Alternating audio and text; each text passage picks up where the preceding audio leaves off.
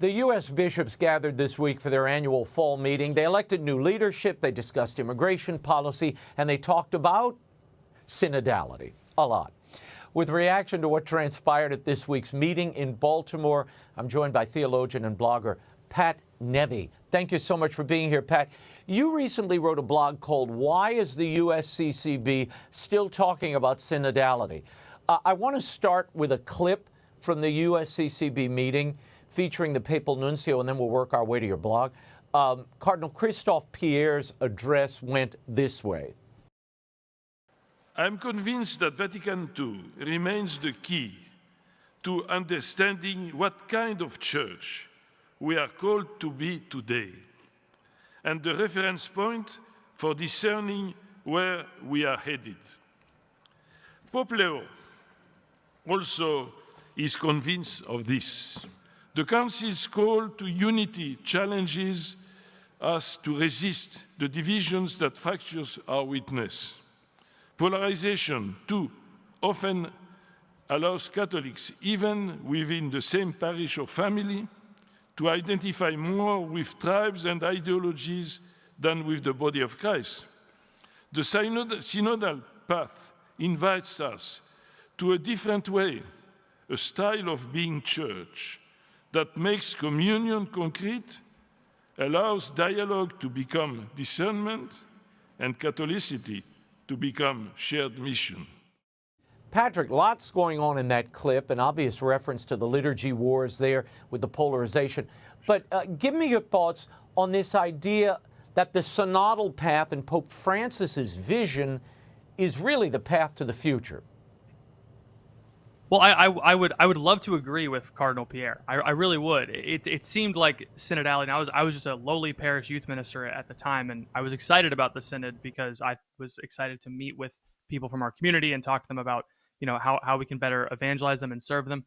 But as I wrote in my post, I think that the synodal path has failed in a degree. I don't want to throw the whole concept out, but.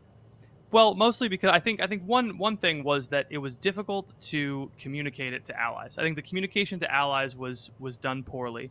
Very few people, even people who wanted to implement the synod well, didn't quite know what we were supposed to be listening for.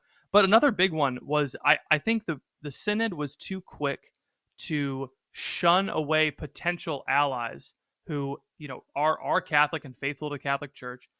It seemed like those people who had questions about the synod, hey, is this going to be changing Catholic doctrine, were dismissed and poo-pooed. And unfortunately, it seemed like the only thing that was not allowed to be questioned, you could question anything you wanted in the Catholic faith except for synodality itself. And if you did question synodality, you were kind of seen as other. And so I think that dynamic that Cardinal Pierre is talking about, he's addressing this fracturing, this ideological fracturing in the church. But I don't think he realizes that the call might be coming from inside the house. There are things the bishops could be doing, and I hope that they do to heal those divisions, because a lot of the people who are upset by synodality that it's being brought up again, or even the thing you're going to mention on immigration, they're upset by that, and the bishops could be the first ones to reach out to those folks and talk to them one-to-one and say, hey, this is what we're trying to do. Mm-hmm. How can we help you? What can we do to help assuage your concerns? Yeah, Pat, I mean, look, as we've been very forthright about synodality and everybody talking and having a conversation, it's a wonderful thing. The problem is the form that synodality has taken is a choreographed elite exercise that excludes the only people in the pews. I mean, this is my biggest problem with this thing. It's not that everybody shouldn't get together and have a conversation. It's that it's a monologue. It's only people of like mind that are invited, and anybody else, as you said, are counted as other, and worse, demonized. And those are the most faithful and zealous part of your faith. So I don't know what the exercise is intended to achieve at the end of the day. Is it to bring more people to Christ? Is it to enrich souls and help bring about conversions? If that's the case, I don't see the fruit of that. Yeah, I think that was the third thing that I mentioned in my post was that the stated objective was to bring people into the church and to have conversations with people who are not Catholic and see what they're looking for. And the form that took itself was ironic. ironically didn't achieve that goal. What we did at my parish was we set up tables in the parish hall, and we sent expensive letters out to every single household in the entire city, Catholic or not, and said, come here. And when you're listening to someone, like when you're a parent and you want to hear how your kid's day was, you don't call them from across the house and demand they come into your bedroom and sit down in your bed and let you go to them and say, oh, hey, Leo, I want to talk to you about your day. And so it was kind of an ironic, you said elitist. I think it was unintentional, but it was definitely perceived that way. If I got a letter from the Lutheran church down the street, hey, we want you to come to our parish hall and tell us why you're not Lutheran, I would just ignore it. Like, if you want to come talk to me, come talk to me. I'm not going to go to a church I don't belong to. And so I think the form itself, the intention, very great intention, the form itself needs some work. And also, I just think the brand of the term synodality is too worn out at this point to really revive it. Nobody knows what it means. Nobody knows what it means. It's like in a foreign tongue. Cardinal Pierre, as I mentioned, he references in that conversation he had with the bishops recent controversies over the ban of the traditional Latin Mass in some dioceses. I mean, he doesn't directly speak to it, but it's obliquely referenced as polarization within parishes and tribes and ideology.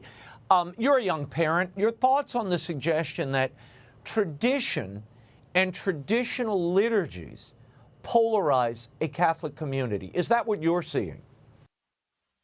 Well, just personally in my own community, my own area, our liturgy is tending towards the more traditional. A lot of the young families are more traditional. We have a traditional Latin Mass community, and I do think that, again, synodality would be a great thing to do here. I really do wish that bishops would go to these Latin Mass communities and have these conversations.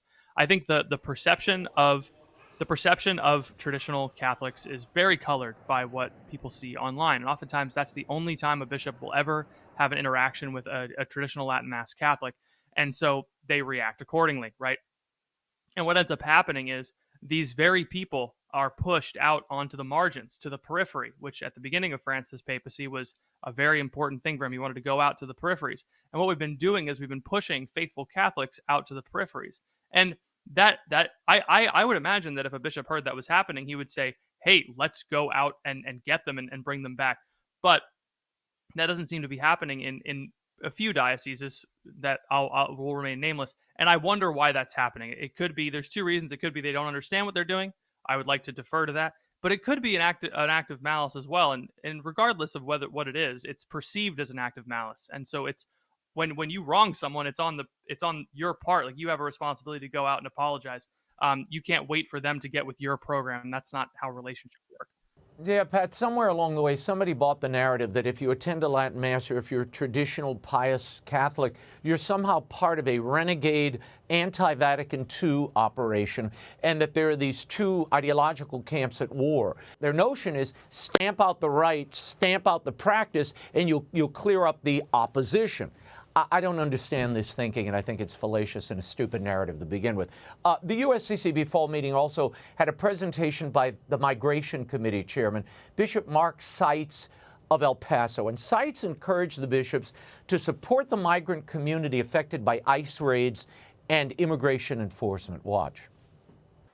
As our late Holy Father, Pope Francis, so often reminded us, and as Pope Leo has strongly reiterated in these months of his papacy, acts of accompaniment are vitally important and integral to our shared mission of bringing hope and truth to a world desperately in need. Our immigrant brothers and sisters, from those who are undocumented to those who are naturalized citizens, are living in a deep state of fear.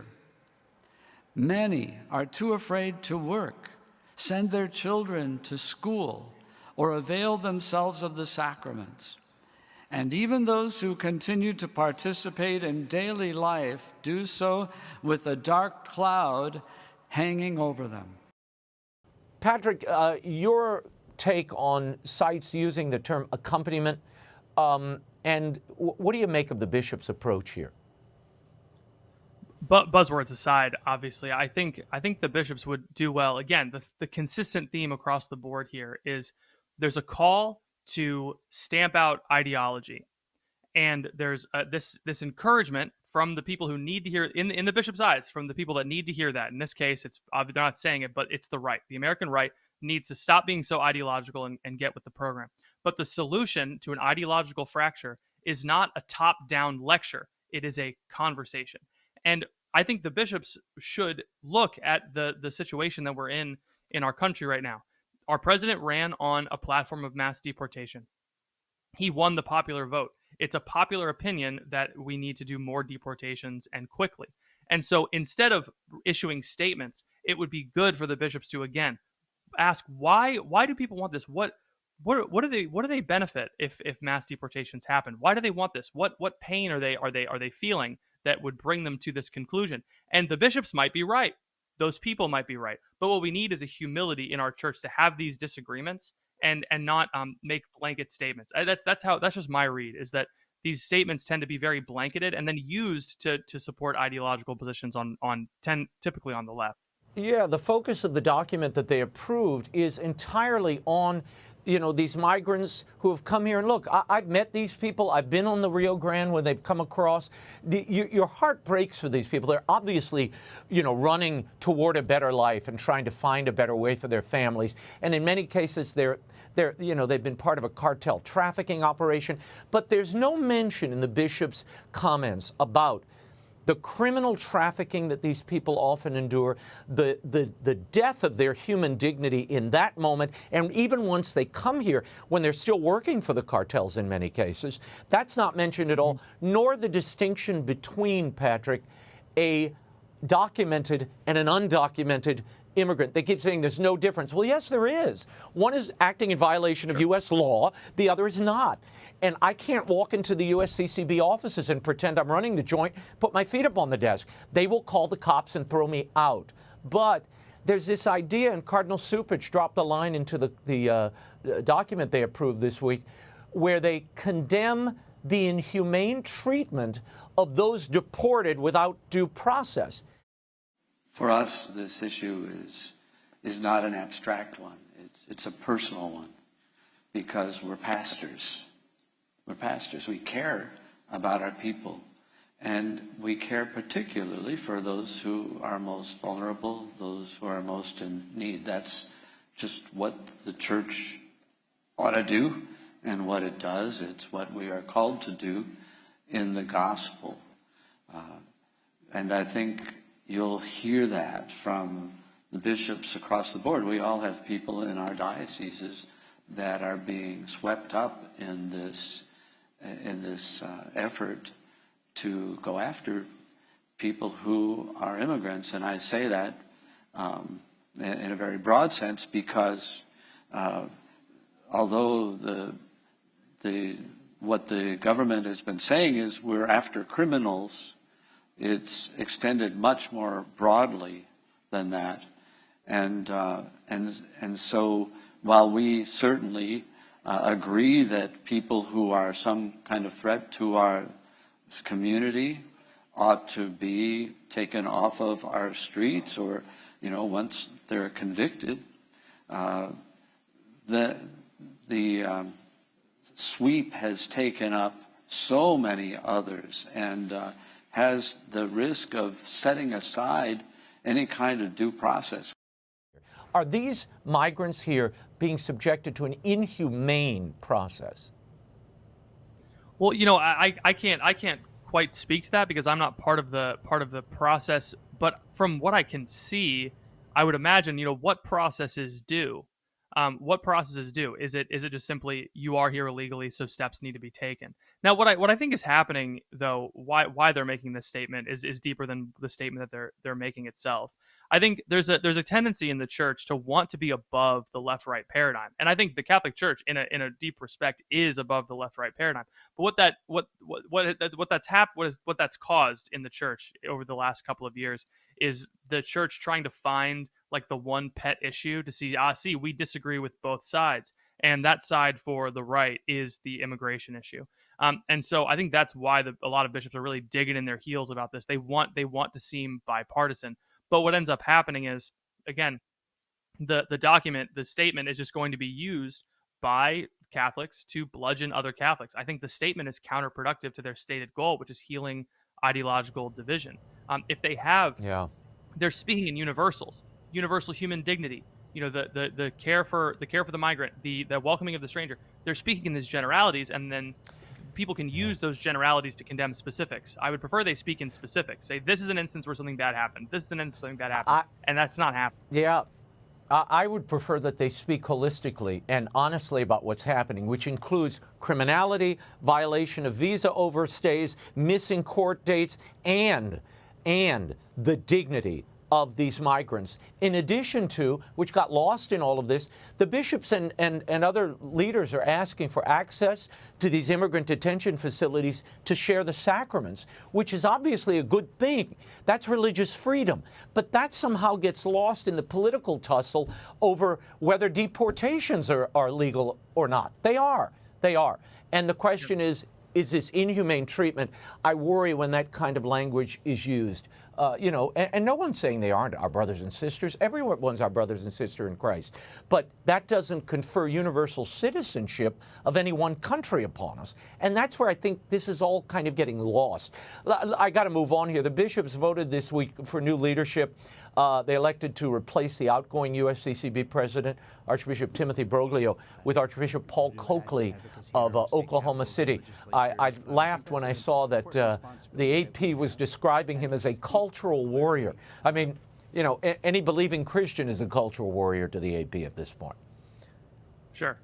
Yeah, I think if the AP doesn't like him, I like him immediately. I know great things about the Oklahoma City Archdiocese. I've heard great friends that have worked there and done a lot of good there. Just based on what I know about Archbishop Coakley, I think it's a great idea. And then also, given his deep traditional leanings, but also Oklahoma City, many people on this, is a hotbed for immigration. And so I think that's a good way. I think that's a good choice, not only for the bishops who make that their pet issue, but also the bishops who are more conservative and looking for more traditional liturgy. I think he can be a guy that builds a bridge between these two camps, these two ideological splits, because he can see both sides.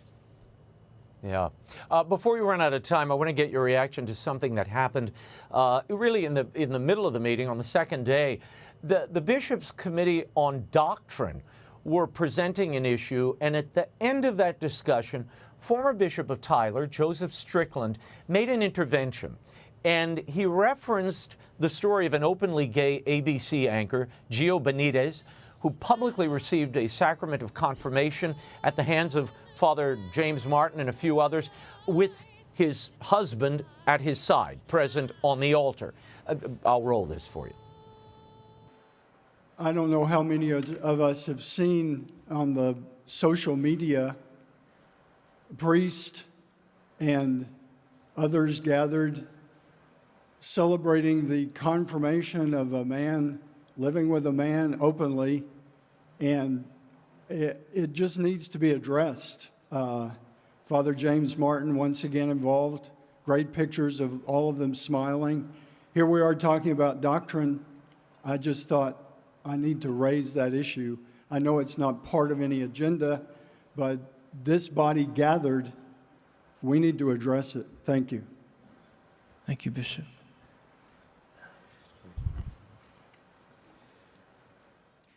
Your thoughts on the mixed messaging on doctrine here? Yeah, I do think it was strange just from watching it, because I don't know how these meetings go. I couldn't tell if it was an open forum or, why Bishop Strickland was standing up to talk about it and why they weren't addressing him. It does seem like he did it in a time that it wasn't allotted for. Now, again, that said, regardless, it's a bishop speaking to his brother bishops. I think that Bishop Strickland has placed himself in a tough position, because obviously, I think everyone here agrees. This needs to be addressed by the bishops. I think Father James Martin is doing what he's doing on purpose. He knows what he's doing. But I think Bishop Strickland has put himself in a tough position where he hasn't created enough of a coalition for his voice to be as strong in that room. I could see everybody, when he got up and said social media, all the bishops are checking their phones. They're turning away. They don't want to be, they're kind of getting secondhand embarrassment. And so, as much as I think he was right, I think that some more work needs to be done by people who want to reprimand Father James Martin to build a coalition and say, like, okay, what are we going to do? How is this hurting the church worldwide? How is this confusing people? But yeah, I did think it was strange to not even address him a little bit, even to say, Bishop, thank you for your comment. This is not the time. Something like that. Yeah, no, they sort of let it pass. But I'll tell you what his sin was. Bishop Strickland's sin in that gathering, and this is, look, I've been covering these things for 30 years. Thankfully, I haven't had to go in the last 8 or 9 years. But what I think is happening is he dared to speak in public. Most of this meeting now is done in private, Patrick. It's done off camera and off the scene. Frankly, I think the entire bishops' conference should be in private. You don't need the media there. There's no news really happening. This is stuff, these are reports and elections that can be released later. But the idea that Strickland voiced his opinion in public shows the discontinuity and the division among the bishops themselves. They don't like that. That's why certain journalists and individuals have sort of been poo-pooed from covering these things. Don't ask the wrong questions. You don't get invited back. I think it's become a non-news event. And though there are moments like this that you have to cover and that I do think are important, on the whole, there's not much news here. But Patrick Neve, I thank you for being here, for helping us put this all in perspective. And you can find Patrick on X at Catholic Pat. Thanks, Pat. Of course. Thank you, Raymond.